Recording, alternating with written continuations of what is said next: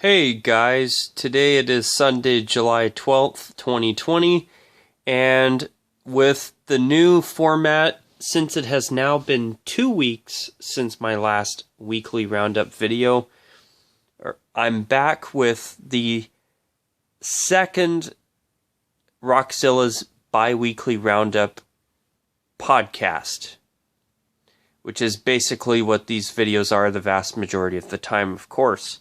So,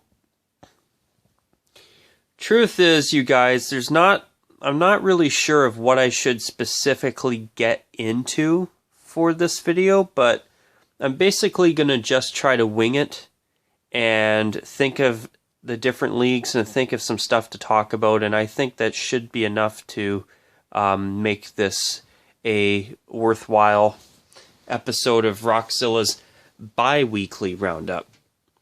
Because back in last month, I decided to cut it back to one video every 2 weeks. So, the first thing that I want to talk about is that I do hear that baseball could be starting as early as sometime this month. It is a 60-game regular season. Excuse me. And then after that, they do the playoffs, I believe, the exact same way as they normally do. Well, you know what? I'm honestly grateful that baseball has found a way to make this work. I just hope that they can actually pull this off without having to shut it down due to COVID-19. But fingers crossed that they can do this, but unfortunately, as I've been saying since March, I mean, safety's got to come first. If they can't do it, then it has to be canceled. It just has to be done. Now, speaking of sports, this week, Major League Soccer returned. Today was the second straight day in a row that I was able to look on my guide and see that there was some Major League Soccer to watch. And let me tell you, am I ever happy? You know, Major League Soccer is not my favorite professional sports league, but am I ever damn happy to watch it? I'm so grateful that there are some sports coming back now. So far, Major League Soccer has been able to start off okay. I do believe that FC Dallas and Nashville's MLS team have had to actually pull out due to players on their teams testing positive for COVID-19. And I know that with FC Dallas, they were actually supposed to play the Vancouver Whitecaps this past Thursday. But what ended up happening was that I believe 9 of their players tested positive for COVID-19, which was why that game was canceled. So, I must say though, I didn't even care that they were playing in an empty stadium in Orlando. I honestly thought that, you know what, it was just so nice to be able to see soccer again. Well, North American soccer to be specific, because I know the Bundesliga has been started up again for at least 2 or 3 weeks now. And I believe the Premier League in Europe has started up again as well. So there is one sport that I'm very happy to see come back. In fact, I was really happy yesterday when I got to see the San Jose Earthquakes Seattle Sounders game. It was really nice to see a new sporting event in 2020, I must say. Also today, there was actually more PGA golf. And I believe, if I'm not mistaken, there was even some UFC on tonight too. So, now that Major League Soccer has started up again, it'll be a situation where it's basically day-to-day how it goes. I mean, if players or support staff or coaches or whoever involved in their bubble, if anybody comes down with the virus, it's very possible this whole thing could be ruined. So fingers crossed that Major League Soccer can pull this off. But if I'm not mistaken, I believe this MLS is Back mini tournament is only going to go on for, I believe, until sometime next month. I believe it's just a very short tournament to determine a winner so that they have more time to plan for hopefully a full season next year in 2021. So I don't even mind that Major League Soccer's just doing a mini month-long tournament, basically, because you know what?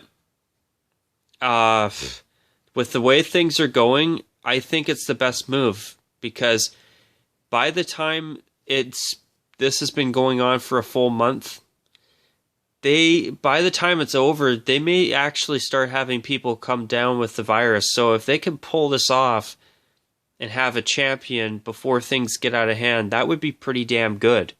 Plus, hopefully nobody else in Major League Soccer will come down with it. So if they get it done by mid-August and have a champion, all those players can go back home and hopefully isolate and distance themselves and hopefully not have to worry about COVID. Now with Major League Baseball, I'm hoping they can pull it off. I don't know if they're going to be doing hub cities or if they're just going to travel to each other's stadiums. I don't know what they're doing, to be honest, but we'll have to wait and see how it plays out. That I would have to get back to you guys on in a different video in a couple of weeks. So, moving on to the NBA, I haven't heard anything but the fact that they are going to start at the end of the month, I believe, or August 1st. I think it's the end of the month. So, that's pretty good.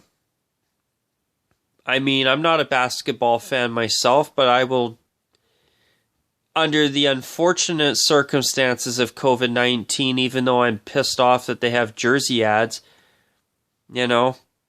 I would, under the current circumstances, actually be inclined to maybe sit down and watch a game or two, especially if the Toronto Raptors are playing. I mean, obviously, under normal circumstances, I would only tune in to watch the Raptors if they are in any type of postseason situation like they were last year, where they actually won the entire NBA championship. That was amazing. So, if the Raptors are in the playoffs and if they make it, I will definitely watch games if there is a chance to watch them. But I'm surprised that the NBA and Major League Soccer both went to Orlando. Because last time I heard, Florida was getting hit really hard with COVID-19. So that kind of surprises me, and I did talk about that yesterday in my live stream. I know that I did touch base on that last night. So, now jumping into the National Hockey League, this is something that I've wanted to talk about for the past few days now, actually. And I couldn't think of a better time to do it than on a bi-weekly Roundup podcast like this one here. So, with the National Hockey League, I must say, it sounds like this could work. And I'm cautiously optimistic, but I'm honestly expecting the worst, but I'm hoping for the best. I do think it's very possible they may not even be able to pull this off. But what if they do? Wouldn't that be something? So I'm cautiously optimistic. If we are able to start watching hockey starting on August 1st, let me tell you, that would put a big grin on a lot of faces, including mine. That's for sure. So, and coincidentally, August 1st is this channel's 5-year anniversary. That's a pretty damn nice way to celebrate 5 years. If if you think about it. So, speaking of the NHL, I noticed that they've agreed to extend their collective bargaining agreement by, I believe, 6 years. So, I'm actually really surprised that the NHL and the Players Union have decided to push back their CBA and extend it. So, I'm honestly really happy because that means that there will be labor peace for years to come. And I actually would not be surprised if this negotiation could be the last contract agreement that Gary Bettman does as commissioner. I mean, Gary Bettman is in his 60s now, and honestly, seeing that he's been the commissioner of the National Hockey League for about 26 years now, actually, he first started being a part of the NHL back in 1993. And I believe it was the 93-94 season where he actually became the commissioner. Or at least they changed this title from president to commissioner. So, I mean, Gary Bettman has been a part of the National Hockey League, whether you like him or you don't, for over a quarter century. I mean, I honestly wouldn't be surprised if he decides to retire in the next 5 or 6 years. I mean, but at the same time, I'm sure he enjoys being commissioner. But I could see him wanting to step away and enjoy a very nice, hopefully a nice long retirement. I mean, I think for the fact that he's been the commissioner of the NHL for over a quarter century, over 25 years, in my opinion, I do think that that man has earned himself a decent retirement. So, it'll be interesting to see what happens in the coming years in the NHL on that front. And I do think that is something to watch, to be honest, because I honestly could see Gary Bettman eventually retire here, because I'd be shocked if by the end of this decade Gary Bettman was still in office. I just don't see it happening, because I think he's going to eventually not hang up the skates, but hang up his commissioner title. I do think that he is, now that I think about it, I do think that, thinking about it here as I'm literally filming this video, I do think that I think it's a 6-year CBA extension, if I'm not mistaken. Please correct me if I'm wrong. But I do think that this is probably the last contract negotiation that Gary Bettman will probably do as commissioner of the NHL. So, I must say, am I ever grateful for more labor peace between the Players Union and the NHL. So, I mean, in the next coming years, I mean, obviously we're going to have the Seattle Kraken join the NHL. I'd be shocked if they did not call themselves the Kraken. But you never know. I mean, if it's been taking this long for them to officially unveil their name, maybe they've decided to change it. I hope. But I would not be shocked if they end up ultimately going with Kraken, and personally I think it sucks. It's just a terrible name. I mean, it's bad enough that we have the Minnesota Wild. And now we're going to probably have Seattle Kraken. I have yet to see a single Seattle Kraken concept that's blown me away. I've seen people's ideas, and their creativity is really good, but there's not a single concept that I have seen personally that I would want to see a Seattle Kraken team wear. But as I say that, to make a Kraken logo, it's not gonna, that's a type of logo that I think it's almost impossible to make something classic out of it. I mean, I could be wrong. I'm willing to give it a shot if they force that name down our throats, which they probably will. I'm willing to give Seattle a little bit of a benefit of the doubt. I mean, maybe they create these uniforms with a logo that are actually really good. I mean, I thought that when it was first unveiled, even though I still don't like the logo itself, the Vegas Golden Knights have made their first ever uniforms actually work. Surprisingly, they went with a relatively traditional jersey style, using a brand new unconventional jersey color in steel gray. And their uniforms work, especially their home uniform. The away uniform, I applaud the Knights for the creativity, but I've never been a fan of the steel gray on white. I mean, it makes their uniform more creative, but I'm not a big lover of the away uniform, to be quite honest. The home uniform, I do like it, but the away uniform, I don't.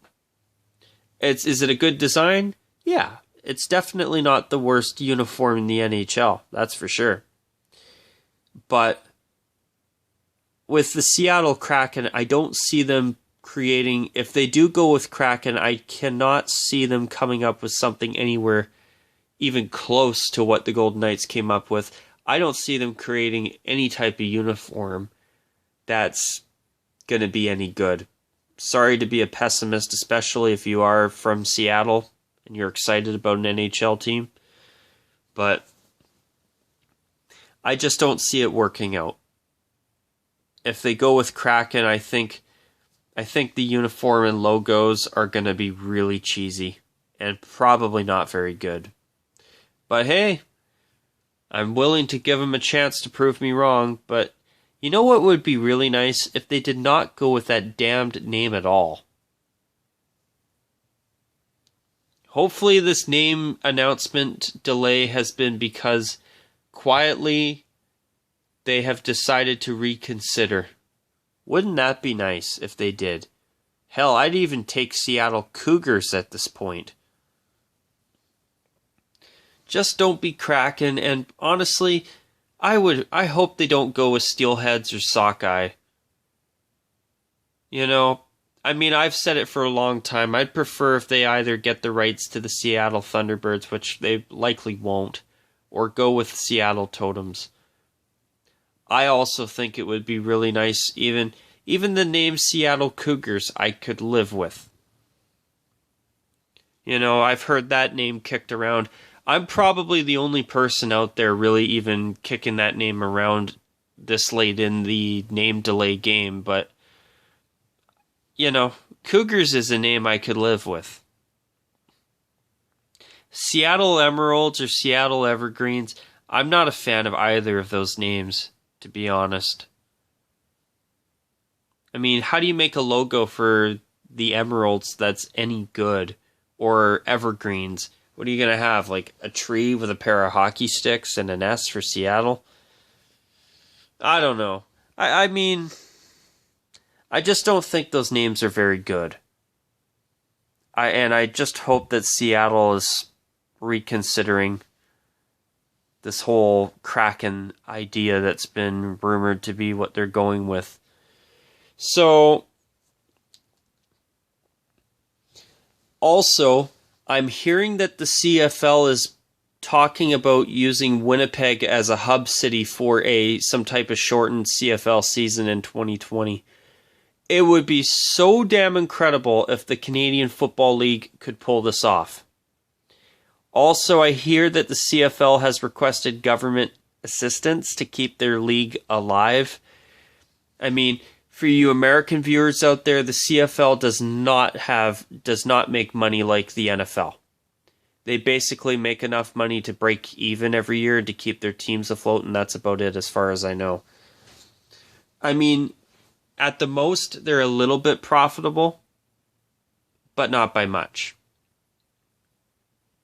And they are a small enough league that if you have something like COVID-19 happen, your league is in trouble. So, I know that the CFL has requested government funding. With the CFL, I just hope that they can survive. I mean, I think they will. I'm confident that they will make this work, but we'll have to wait and see. I don't see the CFL folding, which is good. But I just hope that they can find a way to salvage some type of 2020 season. Even if it's a shortened season, which it will be, obviously, because now we're in mid-July as I'm filming this, eh? But you know what? If the CFL could somehow salvage a 2020 season of some sort, even with a shortened season and empty stadiums, or playing in an empty stadium in Winnipeg, which I hear is most likely their hub city. Personally, I think that somehow finding a way to successfully pull off a shortened 2020 CFL season, I think that would be the best way to go. And I also think that having games on TV would really help the league stay afloat too. I think that ad and revenue and TV revenue would help them out a great deal right now, especially. So if it's safe enough to do so, I hope the CFL pulls it off and announces a 2020 shortened season soon. And I do hear a decision on a hub city is next week for them, which is good. And if they do come back, that's yet another league that we can watch.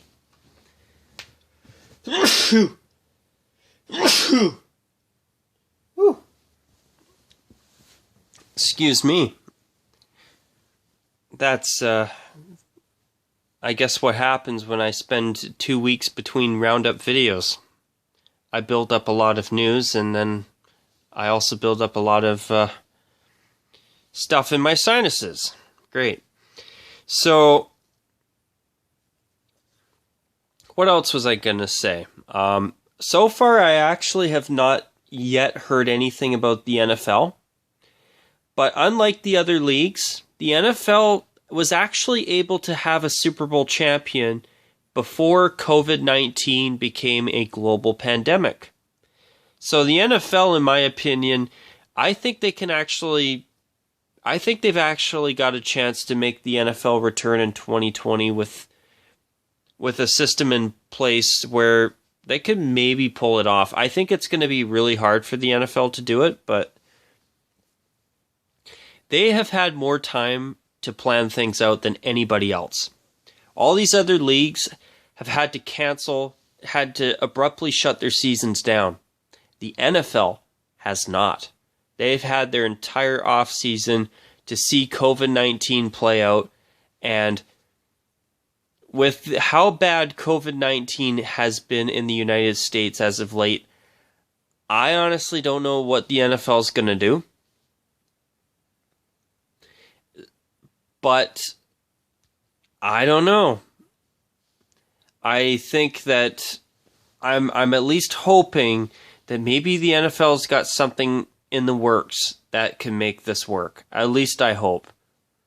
But I am not going to be surprised if the NFL has issues getting off the ground in 2020, to be quite honest. I hope I'm wrong, but we'll have to wait and see. Now, also, I want to talk about last night. I want to thank those of you who did come onto my live stream, considering the fact that I decided literally last night that, hey, I'm going to sit down and film a live stream. For the fact that I went 2 hours, I'm glad that I did. I'm glad that I was able to do a final live stream as the Rockzilla 94. And I think that live stream was a really nice way to go out. Now, when I say that, that doesn't mean that I'm ending my channel. That just means that for me to go out as the Rockzilla 94 before I change my channel name to just Rockzilla. The name's not going to be just Rockzilla. The name will be Rockzilla instead of the Rockzilla 94. So I thought it'd be nice to do one final live stream as the Rockzilla 94. And last night I had some time and I decided to make it happen. And I can't thank you guys enough that joined in. I really enjoyed talking to you guys and answering your questions, and I am formally confirming that there will be a live stream on August 1st to commemorate the channel's 5-year anniversary. That is happening unless something extraordinary happens where I'm not available. So I'm hoping that I'm going to be able to work it out. And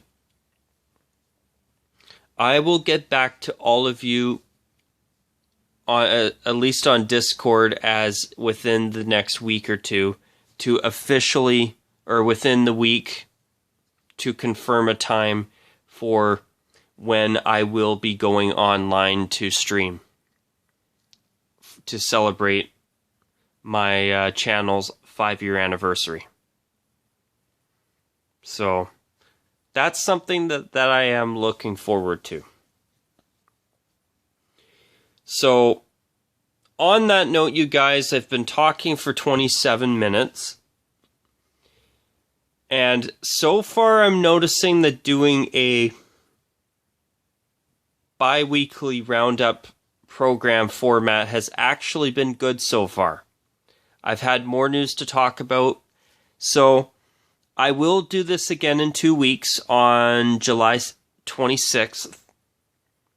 So once we get to that point, though, who knows? Maybe if things work out well, maybe August might just be the last month that the Rockzilla 94 does bi-weekly roundups.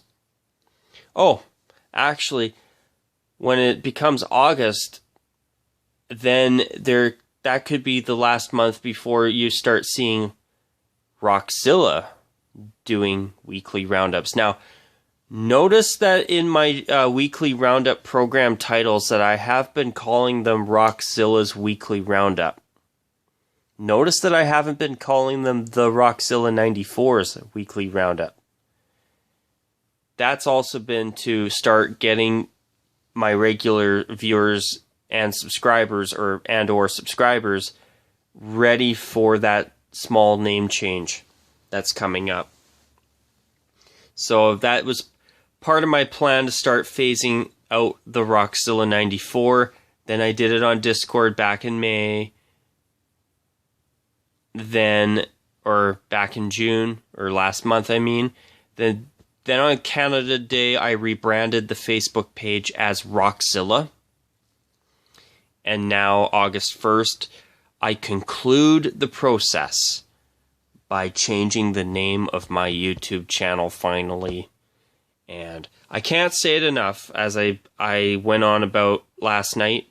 I'm really looking forward to this name change. And to my one viewer, Pie Eater,